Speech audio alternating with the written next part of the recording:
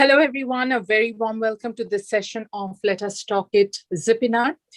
ZIPINAR is a new coin, a word, but the only thing that we want to put in the ZIPINAR is give the community as much as we can through information, introducing speakers with new topics, new ideas. And if you are attending or on YouTube or Facebook, please leave your comment and feedback so that it helps us to do better next time.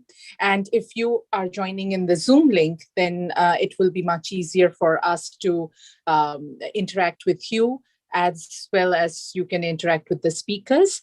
And having said that, we have two topics, wonderful topics for this Wednesday. The first topic would be delaying digital transformation and how costly can it be.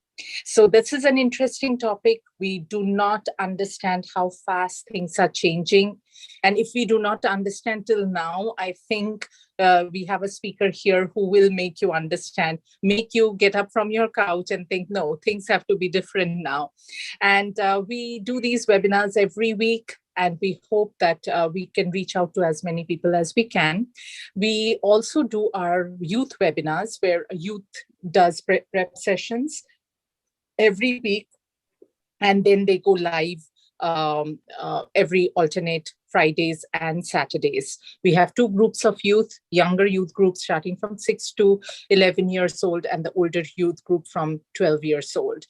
Our mission for that is to open up to youth with their ideas, with their skills that they know best, share it with the community. And if they have also to find friends, our youth have found so many virtual friends, and when there will be a chance, definitely they are going to meet as well. So that's part of our youth program. And if you want to know more about it, please email us at letustalkit.com, a webinar at letustalkit.com, or you can enroll your kids by going to our website and registering at letustalkit.com/youth.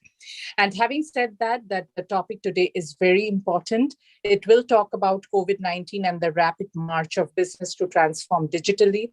It will be talking about factors causing delays in digital transformation projects and many more. And to speak on this topic, we have with us Manoj Kumar.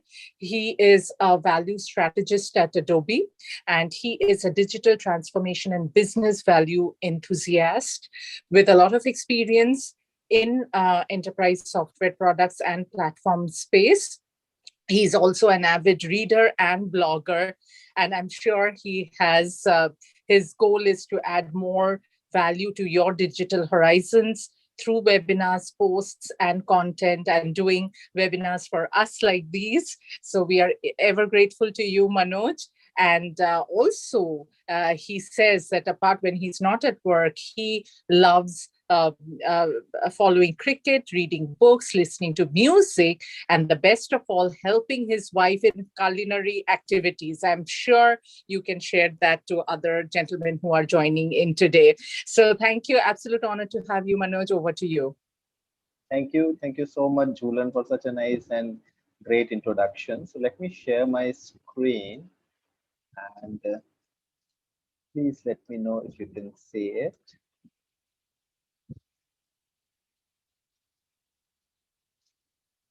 So a very, very warm good morning, good afternoon, and good evening to everyone who is joining from any channel and is listening to our webinar today. I am Manoj Kumar. I am a digital strategist, a part of Adobe Systems based out of Bangalore, India. I have 12 years of experience across software, platforms, and software as a services space. I am a professional value engineer and am very passionate about talking on value, talking on digital transformation and similar subjects. So today I will be talking about digital transformation, how COVID has accelerated digital transformation across the industries, across the geographies. What are some factors that are delaying digital transformation in some of the companies who are still doing the fence setting, who are still evaluating the pros and cons of jumping on a digital bandwagon. And to show them the urgency, I'll also talk around cost of delay for digital transformation, which can be a very handy metric for all those fence setters to understand that what is the value, what is in the dollar terms that they are leaving on the table under leveraged by not uh, following the digital transformation trend. Also, I will end with some of the key value levers that are coming from digital transformation. So these are exactly the part of our agenda, which is on the next slide. So yeah, I'll begin with COVID-19 and the rapid digital transformation trend, which is being seen, followed by factors which are causing delays in digital transformation projects. Then we will talk about how can we apportion the cost of delay or the opportunity cost of not acting right now for various digital transformation projects. I'll just talk about a very brief Excel model. I'll not get into the details because it will take a lot of time to actually understand. And finally, I'll briefly touch upon some key categories of value drivers, which are also known as pockets of value coming from digital transformation exercise. So without wasting much time, I know I have only 30 minutes to speak, so I'll try to quickly talk and move to the first slide, which is talking about we all have seen the fiasco which has come by the COVID-19 pandemic. There were so many restrictions, social distancing measures, and a lot more, which has caused businesses to reinvent the way they maintain buyer-seller interactions within their entire value chain, which means interactions between the suppliers, their logistics partners, their distributors, and their buyers as well, customers as well. So there is a survey done by McKinsey organization, uh, a survey of various global executives. It has found that COVID-19 has accelerated the digitization of supply chain interactions, of internal operations, etc., by 3 to 4 years. And of course, the customers. So the entire value chain has seen acceleration by 3 to 4 years in terms of digital transformation. And another startling figure coming out of this survey is that the share of digital or digitally enabled products in the entire portfolio of products has been accelerated by startling 7 years, which means that digital has picked up really fast between this time. But before we talk so much about and make so much ado about this, what digital transformation is, let's have a brief look at that. So IDC defines digital transformation as a continuous process, a process by which enterprises adapt to or they drive disruptive changes in their customers as well as markets. How do they bring this disruption? By leveraging digital competencies so that they can innovate either new business models, new products, or new services, which leverages a blend of digital, physical, and physical experiences so that the operational efficiency increases as well as the organizational performance in terms of revenue, in terms of gross profit, everything increases. So this is a very dense definition. However, one thing which I want to clarify is that digital transformation is not solely digital technologies only.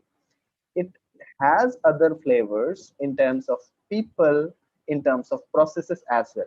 However, yes, digital technologies do weigh a lot of part in the digital transformation journey or the digital transformation game by either using platform technologies such as cloud, mobility, or big data or social platforms, or by using innovation accelerators like Internet of Things, robotics, 3D printing, automation, etc. So having said that, uh, we understand the strategic priority of digital transformation, but still there are businesses who are finding many challenges um, in embarking on their own digital transformation journey.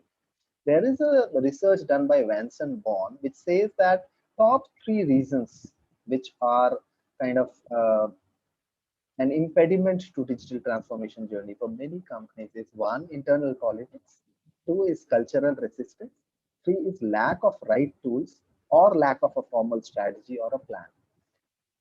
So this gives us a feel about why we understand that this is something which has been understood and repetitively being told and talked about by the various industry experts and executives, that if a company has to survive in a near horizon of 3 to 5 years, it has to start thinking about digital, because things are changing fast, and a lot of disruption is happening.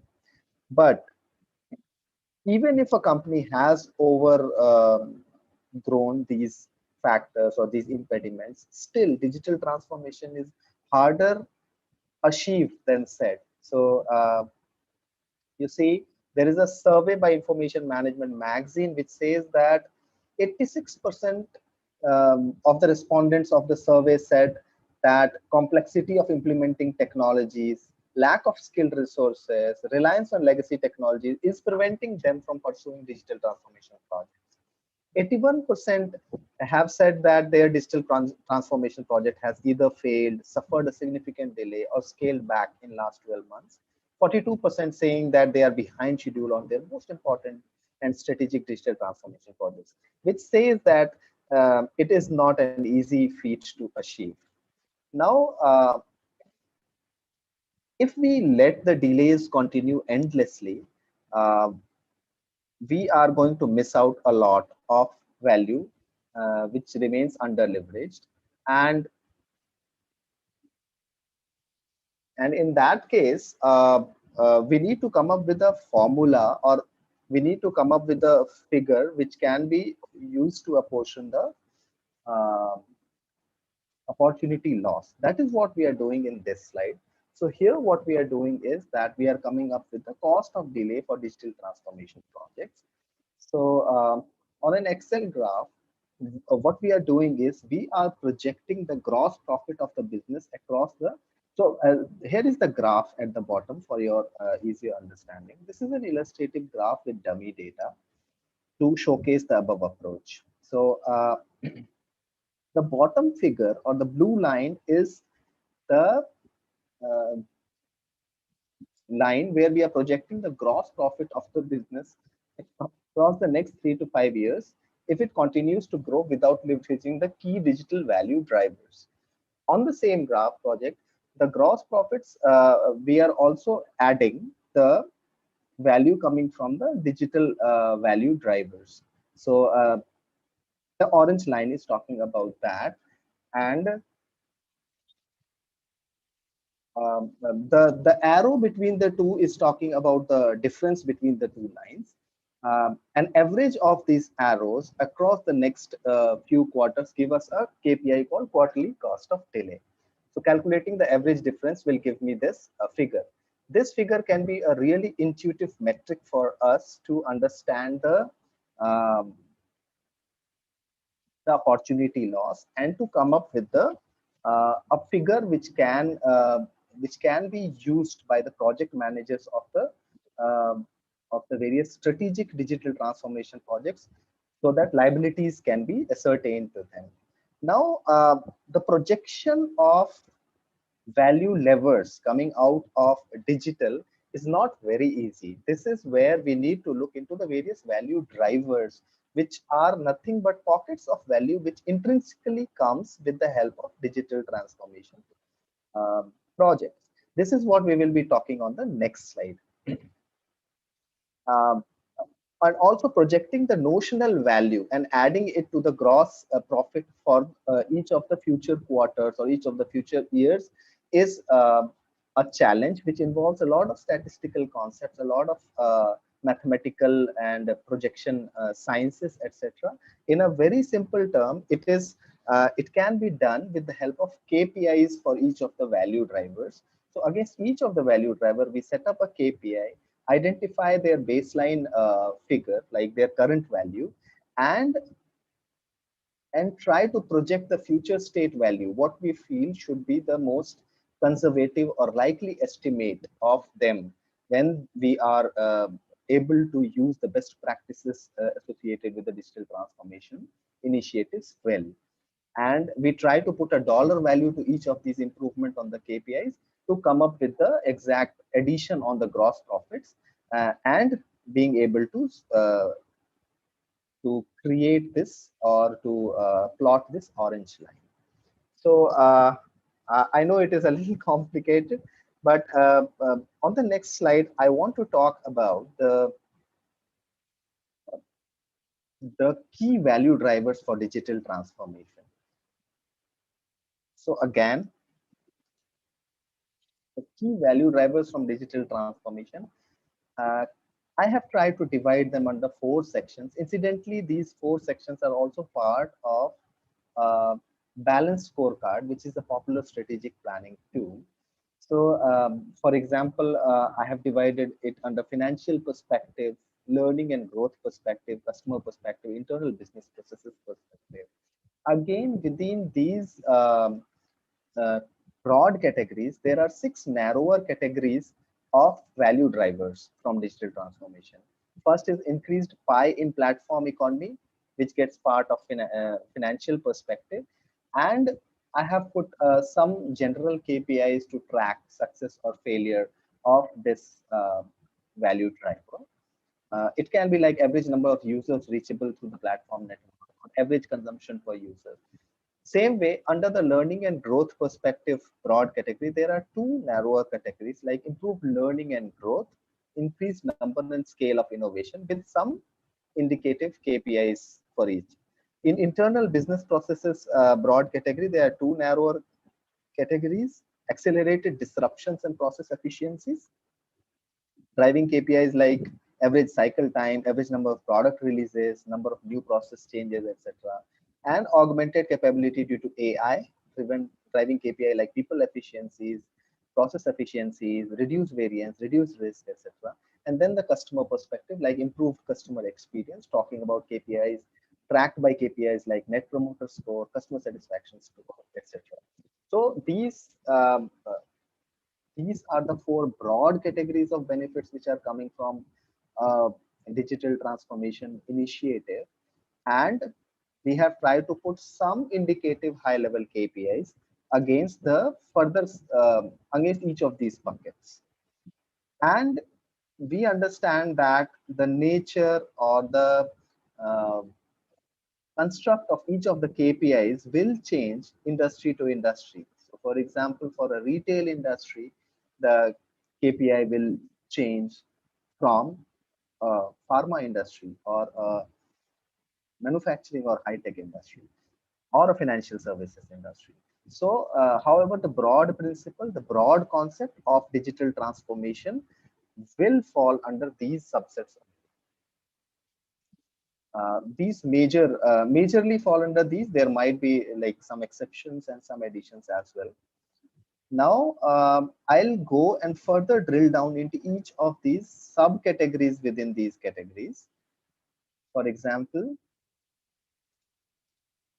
uh, expanding those broad heads of digital value drivers, we are talking about those 6 subcategory: increased pie in platform. So we understand that competing in the future will depend more on controlling or participating in the right platform, the right software platform, infrastructure platform, or connectivity platform, so that we leverage the network effect. And the organization can harness those niche ecosystems built across those platforms. Digital transformation will help me do that. Next is improved learning and growth. We understand that with the help of digital technologies, organizations' capability to learn fueled by AI and other cultures built around digital, the learning will be the real fuel for growth for the companies of tomorrow. And we have um, got signs that the economy of learning will be at par or even bigger than the economy of scale or economy of scope which we have been learning on these days. Next level is increased number and scale of innovation, with digital bringing a culture of testing, a culture of data-driven intelligence, insights-driven intelligence, dashboarding, uh, and all those features coming with digital, the spreading of intelligence increases from the core to the edge. That is a definite advantage and definite value driver coming from digital transformation. Next is talking about improved customer experience. We understand that there is a rising demand by the customers. They want to be in full control. They want to be having the convenience customization in their hands so that they get exceptional, personal, relevant, and compelling experience every time they interact with the brand. So this is a plus which is coming to the digital and omni-channel experiences brought by the digital transformation initiatives. Next is about accelerated disruptions and process efficiencies. So we know that there is a volatile business environment, business models or the competition or the way of conducting businesses keeps changing day in and day out. So the organizations to need to be agile, they need to be ready to accept, react and adapt to such kind of changes and seize the opportunities coming out of those disruptions in the market. So that is the plus point coming from digital. And finally, augmented capabilities due to AI. So artificial intelligence requires minimal human intervention. So the organization can leverage it and all the opportunities coming with it to enhance the people, process, and technology on a routine basis that can create intrinsic value to the organization. So yeah, these are some very broad level sub points through digital transformation, but definitely immensely valuable to every company, every organization across the geographies. So with this, I want to end my discussion. And next time, whenever you see an organization who is doing the fence sitting or who is still deciding on the pros and cons of doing a digital transformation initiative, ask them, ask them to conduct a cost of delay analysis, ask them to do it deeply and thoroughly, uh, customized to their own industry, customized to their own models, so that they do understand what is lying under leveraged, what are the additional benefits which they are leaving on the table, and they feel the liability or they feel the pressure of not acting right now. So that is the last slide I have.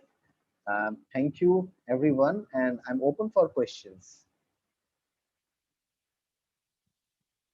Thank you so much for giving us the knowledge and insight for the transformation, digital transformation, Manoj. Now, for any questions and insights you'd like to share with Manoj, please feel free to unmute yourself, or you can type on chat the Q&A. Yeah, thank you, Manoj, so much for the great overview. Yeah, so anybody can unmute and speak if they have any questions or anything. Yeah.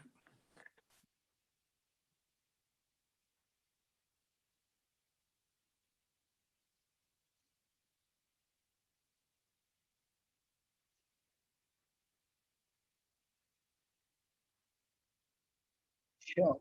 So I'll take it as a no. So these are my coordinates. You can reach out to my email ID, or you can leave a comment or post on my blog, and we can further connect on these topic or any topic related to digital transformation, related to customer value, related to enterprise customer journey, etc. Thank you. Again, thank you so much, Manoj. So if you have saved those contact details, you can reach out to Manoj for any queries or any business you'd like to discuss with him. So he said earlier he'll be taking more than 30 minutes, but he made it a lot quicker. So for Harshit to have the quality time and discussing this wonderful topic that he will be providing us today, because like an organization, a corporation, or any group will not work as one if there is no person that will unite them and have them work together. So here, as the next speaker will be discussing the qualities, 15 qualities of a leader, how to properly manage and how to have the team work as one and be more productive. Because myself, I have experienced it. Not having a good leader will definitely have a rebellion some sort within the team. So he is an experienced developer with a demonstrated history of working in the IT industry, a certified ServiceNow system administrator, and also a certified expert penetration tester, CEPT. I present to you Mr. Harshit Chauhan. Over to you. Thank you, John. Thank you, John, for giving me this opportunity to share my knowledge on leadership that I had gained through a little bit experience into IT industry and going through some self-help books. And a couple of them I had been grasping through few of the mentors that I closely follow. So without wasting time, I'll share my screen.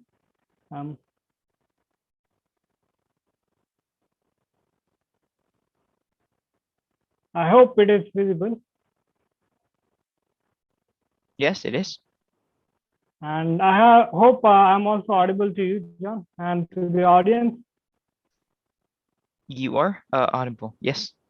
Okay, perfect.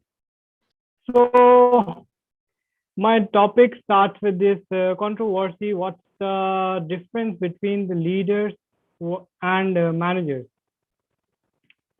So before getting into the controversy, what's the difference between leaders or managers? Let's first understand who are leaders and who are managers. So there's this small image which tells us about the VUCA situation, which is defined as the new normal.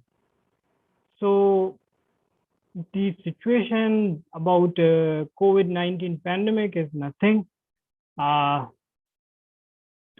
but a VUCA situation. And the people or the resources spread across any part of the world, if they're facing it efficiently, they are perhaps counted as leaders. So leaders is main set, wherein the managers are the subset of the leaders. So there's a slight difference wherein the leaders are guiding the resources on the right path, whereas the managers are just guiding their resources to get us the productive results in the stipulated amount of time that the client had asked them to deliver into. Moving on, the emphasis or the qualities that I'm going to cover in the subsequent slides will help us to understand more about the qualities that should be in the leaders, and then it will also help us to understand what is that our boss are lacking and they should be having into their personality so that they can be more productive, as just John mentioned. And we just went through that how in this pandemic situation from the first presentation, how can we utilize the resources and can give the optimal solution. So in the back end, if the personality has these many qualities, these 15 qualities, ultimately it will lead to one or the other steps which will help us to be more productive. Let us jump into this next slide, which tells us the different 15 qualities which are grouped together into 4 factors. The first factor is known as organizational planning. The second is known as social adjustment. Third is social effectiveness. And fourth is mental strength. So I'll go through one by one on these 4 factors, and then under these 4 factors we'll cover each and every quality that is required to be a good leader. So the first factor is planning and organization. So I am actually expecting some of the answers from the audience. If someone can help, what is their perspective on this, what planning and organization means to them. If anyone can unmute and help me out.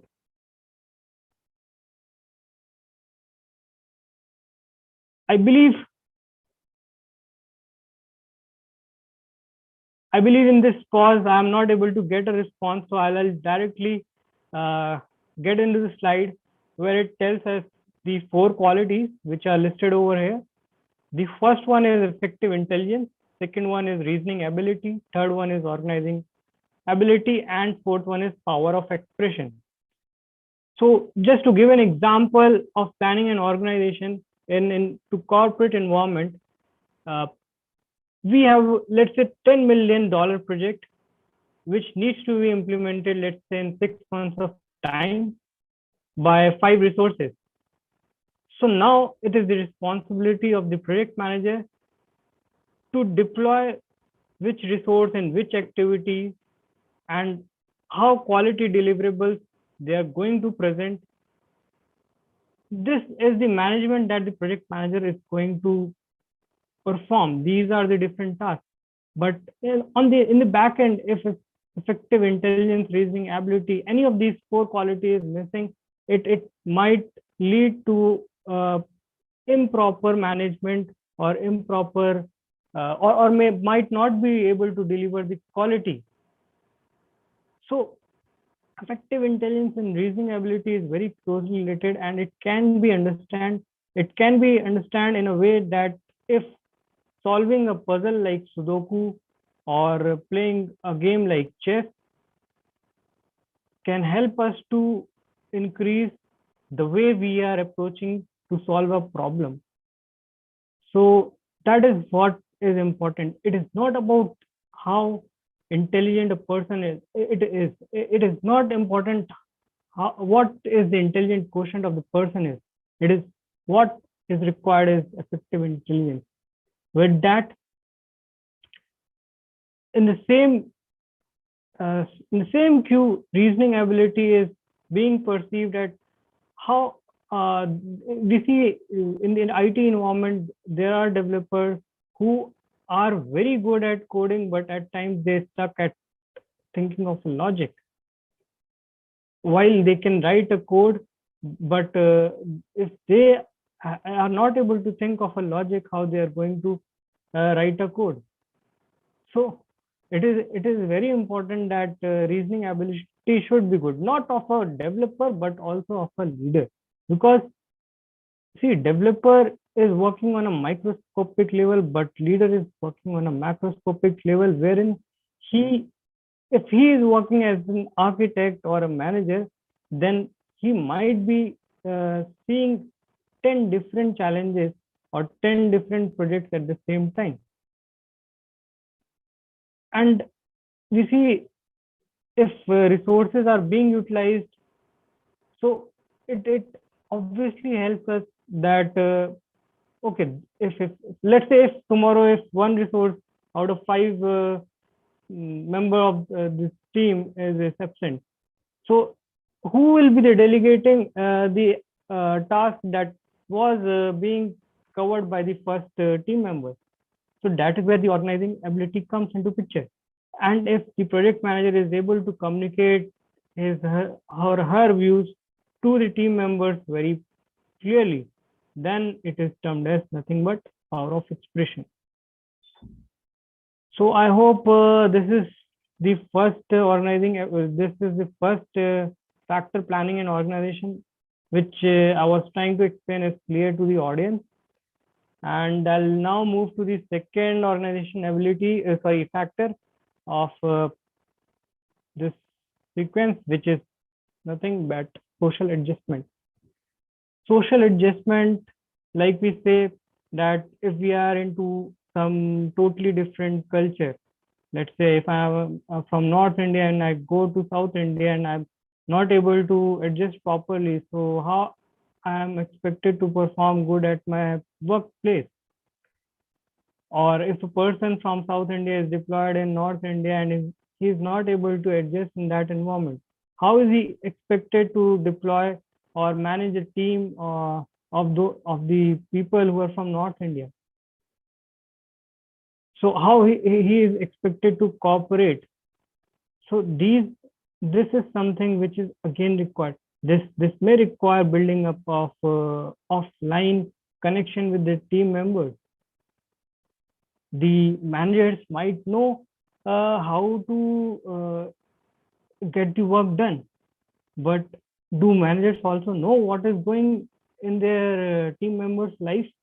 That is what makes the difference, and that is what makes their peers more satisfied when they give their inputs into a particular task. So talking about these qualities, the first is social adjustment, the second is cooperation, the third is sense of responsibility. As I mentioned, that if a leader is able to adapt or adjust into different environments, then we can say that he has good quotient of social adjustment.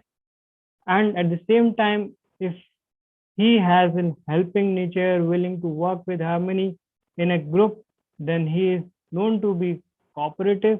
And of course, if he is owning the task which had been assigned to that particular leader, then it is nothing but the sense of responsibility. So these are something, if we are following it in our day-to-day life as an individual, we will have these qualities, obviously. This is not something which I'm just gonna cover it right now and we will have it right there in our personality. This needs to be practiced day by day. So if you have few of the qualities in you, so you might be a leader, but you might not be a good leader. So it is very important that you should have all these 15 qualities within you. The intensity may vary. Let's say the first factor, if you have that first factor with you with high intensity, but if you have low sense of responsibility, then you are nowhere gonna be a good leader. Because for a leader, sense of responsibility is very, very important. If today I'm assigning some task to my peer and that peer is not working on it responsibly, then it may hamper the timeline and it may also affect the entire schedule of the project on macroscopic level. So it is not just on the higher management end, but it was also important that each and every resource should be acting as a leader so that it could be so that the project or the activity could be meant as a meaningful activity. So we talked just about social adaptability. What is social effectiveness? So you see, social effectiveness is how well we are able to deal a social situation, and it can be dealt if we have good confidence, and good confidence, self-confidence will lead to take the first step, and that first step will make you a leader. Then is the speed of decision. A pilot decision is something which is required by leader to take in the VUCA situation. If in pandemic, the decision to import the vaccine or to manufacture the vaccine was not being taken by the government officials, will it be of any sense to any of the citizens of any nation? No. So with self-confidence and initiative, the speed of decision also matters. There are projects which are not stable in a corporate environment. So these are the projects, if they in long run get successful, the senior management become very contented. And the only reason of becoming or making those unstable projects successful is the speed of decision. Because at times people try to pull away from getting into their shoes or nose into something which is unstable. And the person who puts their nose into something which is unstable and take the decision quickly and act on it at the time which is required is what is known as pilot decision, and there they are distinguished as leaders.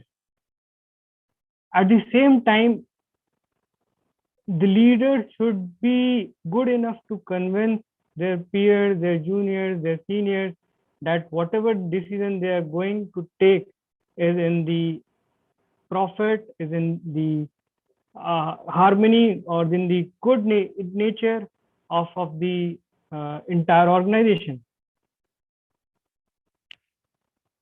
Let's just come out of a corporate environment.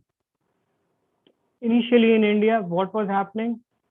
There were statements by some of the officials who were saying that maybe vaccine, after getting the vaccine, we will have some complications and it will do harm, or it will do this or that. There was so much of negativity. But at the same time, leader comes and give us a statement that it is mandate, it will not do any harm, and how they are going to convince it, that's the power of influencing a group. And if in the same manner, if the managers can also make their team members convinced that this unstable project can be stable in the near future, then he becomes he at the end he gains the respect of the peers. This is what most important is, because a good manager, again I'll quote, good manager might know that how they can accomplish a particular task, but will they be gaining the respect? So that is also important. And with that, they should also be knowing that how lively environment they are keeping up while dealing with this VUCA situation. Just a smile is needed while interacting with their team members. So the body language, their formal, their informal communication with their team members in a positive manner matters a lot if they have to be a good leader. There are status calls wherein the managers ask what is the status of this particular task to all the team members, and the call gets over.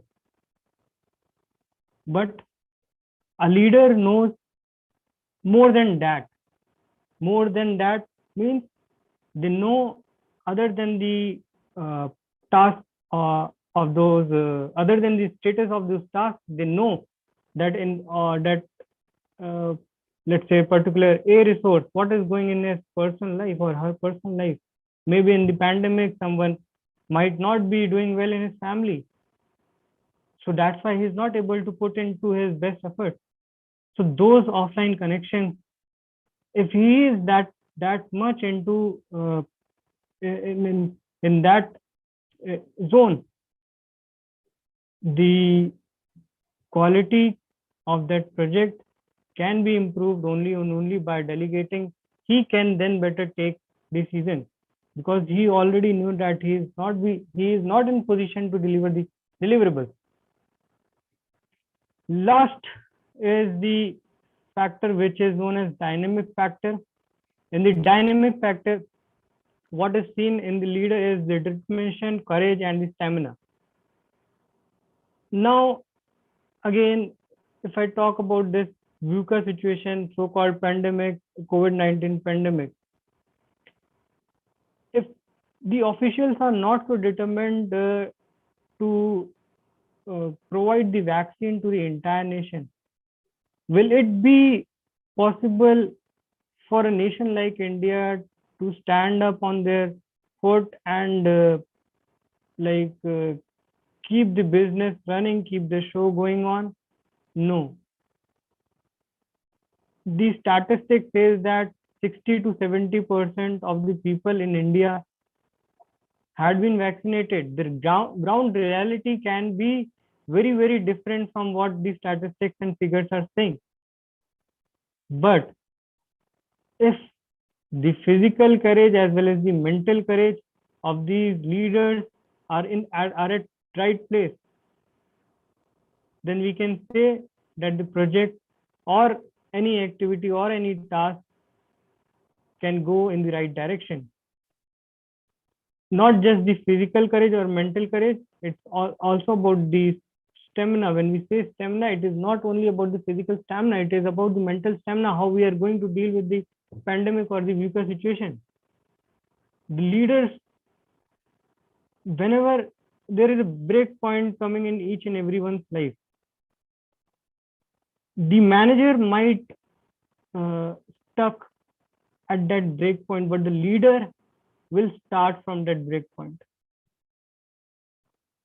So this is what these solutions are offered for a VUCA situation, and this is what how leaders approach towards each and every problem which is which forms VUCA. So for volatility, they offer virtuousness. For uncertainty, they offer understanding. For complexity, the leaders offer compassion. And they make the task so easy that everyone will imagine that there is nothing. Although there can be the situation wherein the war is going on. Again, for the ambiguity, it is what is required by the leader to present is the clarity of thoughts, and which in terms is solution by giving the adaptability. So that sums up the 15 leader qualities and the solutions that a leader takes during a VUCA situation. And this is an image that we may have come across while scrolling through social media like LinkedIn or any other social media platform. So that is what I have into my deck. If you have any more questions, you can reach out on this email ID. I'll be more happy. I'll be the happiest person to help you out with any query.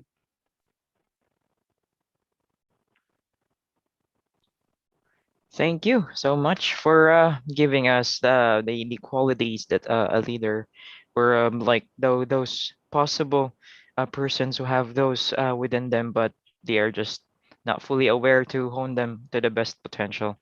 So now table for questions is open. So please feel free to unmute yourself or send a question to the Q&A, or you just give an insight, your insights about the topic to our speaker.